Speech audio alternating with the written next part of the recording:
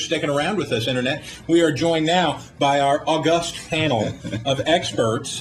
We have David Mercer. He's a former strategist. He's a Democratic strategist who's a former Deputy National Finance Director for the Democratic National Committee. And Ford O'Connell, the Republican flavor of the day. He's a former McCain-Palin presidential campaign advisor, and he is the chairman of Civic Forum PAC. Gentlemen, thank you very much for being with us. Thank you for having us. Okay, good. Well, you won't be saying that after Ford takes out after you. Okay, so here's what I'm curious to do. As I was just telling the Internet, the 22nd, there's the next sort of the rubber game of a 3-game debate match between Rick Perry and Mitt Romney that's coming off. Now, I want you, let's start out, David, take your Democrat hat off for a second. And I'll try. That could be tough. We have a crowbar if you need any help. But take your Democrat hat off for a second and tell me, when you look at this race, does Rick Perry look like he has staying power? Is he going to be able to get through this? How's a week from now, when we're in Orlando talking about this, how's he going to be looking? Well, first of all, we like to see it go as long as it takes. You're more than willing to have an independent hop in there. After spending all their money and then coming out for their convention and trying to take on Obama. But I think, look, what was interesting was seeing Michelle Bachmann last week come firing back on both Perry and Mitt Romney. And I think that, it's coming back and forth. I don't think, though, in all honesty, that Michelle Bachmann, with her burn rate, I mean, she's spending a lot of money because she hasn't been there before. So she's got to bring on a whole cadre of newcomers, educating them, learning curve. We also saw Ed Rollins just leave the campaign, which I think is a very hurtful thing to her. So I think we're going to see it come down to what was like in 2008 in the Democratic side, where you had Hillary Clinton and Obama. You're going to have Rick Perry and you're going to have Mitt Romney going at it. Ford, you've been to this dance before. Is that how this, you think, shapes up, that in next March we're still going to be talking about back and forth Romney Perry?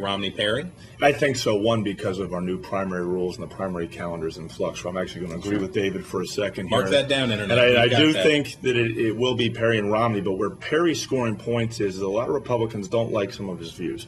In-state tuition for illegal immigrants, how he handled the HPV vaccine. But what they want is a bold, tough, principled chief executive, and he sort of has that card over Romney, who's seen as a little bit of a flip-flopper and somebody who will say anything to win the nomination. My advice to Rick Perry is stick to your guns, but you're going to have to soften a little bit of your language like he did on Social Security. Look, strong positions are good, but fiery language and strong verbiage plays to Romney, and also will keep Bachmann the game long. Okay, now, the Democrats are sort of two minds when they look at the Republican field. You can put your Democrat hat back on. Never took it off. See, now you tell me. Democrats are sort of two minds when they look at this Republican race, because you have Romney, who is more moderate here. Okay, so that's one thing. But Perry offers a sharper contrast. But if you look at the places where Perry's going to have trouble with getting his nomination, especially on illegal immigration, that's something that helps him in the general election. That's a thing that helps him win in places like Nevada, New Mexico, Colorado, Florida, must-win states for the president. So if you had your druthers, I know your druthers are that they fight it all the way out until about July 1st and then have a split convention. But if that weren't the case, if you had your druthers as a Democrat, which would you rather face, Romney or Perry? Look, going with what Ford just said about the style of Rick Perry, right. It's a strong, bold, action-oriented. Yes. However, does that translate on the ground to action beyond the style question? Right. And I think, there's going to be some distinctions that are already being drawn out with regard to, does his style match up with substance in the case of whether it's his job record, which is being subsidized, as we heard earlier, by food stamps because the wages are so low in Texas. There are a lot of jobs, but they're also being subsidized, whether it be by military contracts or Department of Transportation or others. Let me keep going. Okay. And Well, I just want to give Mr. O'Connell a chance to rebut because I saw his eyebrows start twitching. Well, a you little bit keep there. saying the wages are low. Wages in Texas are on the rise, and it's actually 28th out of 51, including the District of Columbia. So that's not entirely true. But I do think that what we're seeing here between Romney and Perry is a drastic campaign style. Look, Romney is the guy that women sort of settle on when they marry. Rick Perry is kind of the guy that women want to take to the prom. The question for Perry is, can he move from the honeymoon phase to someone you want to marry? And if he can improve his debate style and be precise about his positions, I think he can do it. But again, I do like the fact that Mitt Romney has a good polished resume and a strong business background. So either one of them is going to be very tough for President Obama in this economy, given the fact that the unemployment rate. Okay, now before we get in on that, I want to play a little game, fellas. As I was saying before, on the 22nd, we're going to have this debate down in Orlando, and a big component of this debate is we're going to let America ask questions of the candidates directly. Well, it's a lot better than Wolf Blitzer. Hey, I thought Wolf was good. I thought Brother Blitzer did a good job. I thought he was very good. He stayed out of the way and let the wrestling match wrestle. But we're going to bring America into the conversation with these YouTube videos. Thousands and thousands of people have already submitted their videos at youtube.com/Fox News. So here is what I would like, and we watched some yesterday. We'll see some more tomorrow, I promise. But here's what I'd like you guys to do. If you could ask one question of the Republican field, what would you ask? Let's start with the Democrat hat. Can you spell middle class? Hardly mentioned. In 2 debates, it was mentioned twice. Okay? I want to know, can the Republicans spell middle class? And if they get that right, can they spell economic security and jobs after that? But see, now, here's what I'll say, Internet, and I've seen some questions like this from people who are wearing their Democrat hats that get on there and say, you're no good, you bunch of no-good-nicks that don't like anybody. Those questions are easy to answer if you're a Republican candidate, because you say middle class. I am the middle class. I'm the heart of small businesses, and you can just go ahead and Romney would have trouble saying that. Well, depends on the neighborhood. Depends on your neighborhood what middle class is. Okay, what would you if you had your 30 seconds to ask the Republican field? What would you ask? How do you specifically go about creating jobs? How are you going to specifically improve the economy? Because at the end of the day, that's all that people care about. Everything else we talk about, the sort of poking and everything else is ancillary. Number one thing is how are we going to put Americans back to work, and how are we going to do it soon? Okay. That's right. All right. Well, you have. Thank you. That's twice in one segment. I can't believe it. Okay. We're going to take a quick break, but you have given the viewers out there in the internet land a great example of how to do this. So what you should do today, do it now, right after the show, please, is go to youtube.com/Fox News and submit your questions. We're going to take a break, and when we come back, we're going to talk about President Obama's entitlement phobia. So stick around. As the president has consistently said, he does not believe that Social Security is a driver of our near and medium-term deficits. That was White House spokeswoman Amy Brundage in a statement to the Wall Street Journal. Gentlemen, David Mercer and Ford O'Connell, the question is, we saw from the Wall Street Journal today that the White House, and in other sources now, the White House has basically confirmed that when the president rolls out his deficit plan, he's not going to be taking on entitlement issues in any very substantial way. They've taken a lot of stuff off the table. Now, somewhere in Washington, Irkson Bowles is like weeping into his lunch plate. He just cannot believe that after he volunteered to serve on this bipartisan deficit commission, and they came out with all of these recommendations. And I've been listening to moderate Democrats on this show and in private for months now say, now you just wait.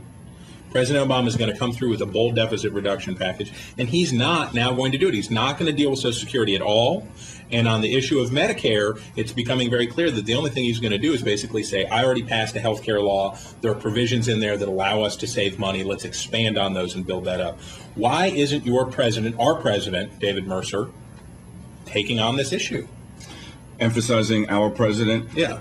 He is taking on the issue, and he did so in the debt ceiling debate, where we have the formation of a super committee to come up with the types of cuts that are necessary, including tax reform, including entitlement. And if they do not see their way to those cuts, we know there are triggers that will get pulled that will cut discretionary spending, both military and or otherwise. And so that is in play. Now, while that is in play, this president, our president, is focused on job creation and using a combination of infrastructure development or rebuilding our schools and or roads and build, bridges, in addition to tax cuts, to extend to the middle class so that we create a demand so that corporations see that uptick in demand and then start hiring in addition to that. Ford, I've watched in amazement as President Obama has let your party off the hook like a bajillion times by not taking that bold Clintonian move to the center on an issue like this. The Barack Obama I watched in 2008 was fast on his feet. He knew when there was an opening. There knew when he could get to the left or right of an opponent, be it Hillary Clinton or John McCain. He was nimble, fleet-footed. He was people credit him as a great speaker for his success. I credit him that he had great instincts in 2008. He really knew when to go and when not to go. He could have wiped out your team a bunch of times by taking a bold step to the center, but he has consistently refused to do this. Aren't you afraid that at some point he's going to lay you guys out with a sucker punch? No, actually, I'm not. Okay. Because welcome to the realities of a very tight electoral map. What I'm seeing here is having to borrow one of y'all's phrases. Obama's being held hostage by his own presidential ambitions to win a second term and by his own party's ambitions to hold the Senate. Look, if he gets rid of, he rightly knows in the discussions between Boehner that he recognizes that entitlement reform with Social Security and Medicare needs to be done, and we know that it can help with the deficit. That said, he knows that by holding on to it, okay, in case nothing gets done whatsoever on the jobs front or even just with the triggers, he knows that he can hold that card in Florida, particularly if he faces Rick Perry because Rick Perry's so strong on it. Secondly, he knows that he wants to pass this jobs plan. He can't get it through if he gives it up on the deficit side. He has to hold it in his hand to play with his own party to push his jobs plan through. And that's really where we are. He's actually being held hostage by his own party and his own presidential ambitions. Why doesn't he go bold ever? This is what I've been watching with the president. Is he just tired? Is he like all tuckered out from the first year in office? I think he's being responsive to the party and to Americans in general, especially middle class Americans. And it's not a matter of tacking to the center or tacking to the right or tacking to the left. It is finding a path to solutions for the American middle class to have jobs and to create demand for us to get back on the road to economic prosperity. And in so doing, he is actually with that jobs plan and his joint session, his speech at the joint session of Congress, he laid out a bold vision for that. We're now waiting to see what Boehner does today, and I think they're going to come to the table. And I think I read somewhere that it was recommended that they meet in Blair House after they put their respective plans now on paper. That's divided, huh? Look, we had a chance during the debt ceiling where Boehner ended up walking out, but they got close. It was $200 to $400 billion in tax cuts or raising of revenue that had Boehner walking away. But I think we may see them coming back again. And again, it's trying to not tack to the center, right or left. It is to come down the path where there are solutions, bringing everybody together. Well, I can tell you what Bill Clinton would have done, and he'd have sprinted right into that old center, and he would be whipping Republicans in the House right now. He would have a very effective argument. I watched the president go to swing states where he has dire job approval. These Quinnipiac numbers in Virginia that have him with 54% disapproval in Virginia, which was one of his shining moments of the 2008 campaign. Not just winning Virginia, but winning it big. With 54% disapproval, 40% job approval. He's still on the matchups, though, with Republicans. But they're not famous yet. They're not famous yet. Rick Perry's not famous yet. And we have his name ID's only at 66%, only rising. So right. Okay. So here's the question: for Republicans, when they get down to the issue of how much to oppose President Obama, isn't there the danger here that as Obama looks very weak, and we just heard from Congresswoman Elmers, that basically saying, I'm not afraid of him one whit, not one iota, because he's not popular in my district. He can come down here and yell all he wants, but I'm not going to listen to him. Don't you think that at some point Republicans are going to be tempted into overplaying their hand on all this stuff? Well, I disagree with the Congresswoman. Obviously, Okay. She's a fresh woman. One thing about President Obama and all this, his approval's down. but he has a likability rating that's extremely high because he personifies the best in American exceptionalism. And frankly, if he's seen as being blocked while trying to do the right thing, Republicans will pay the price. So you have to give and take and have wise compromise. And I think David would agree with me on that. I totally agree, and you're seeing evidence of it from No Labels and Howard Schultz from Starbucks. You saw it from Warren Buffett. You see it also from inside the party with Mike Lofgren just retiring, 28 years on the Hill, both House to Senate budget committees, retiring, saying he can't put up with the course that you say some Republicans may go, which is take Obama out at any cost, even if it's at the cost of the economy. David, agree with you, but what America does not want to see is compromise based on political convenience. I totally agree. They want to see wise compromise. And if we get that and it leads to jobs, then I think, everybody... And then let everybody go into election year with having done the right thing and see who's best to lead the country. The jobs and the lives of the American people come first before any election. Well, I guess we are going to have this election after all, fellas. All right, thank you both for being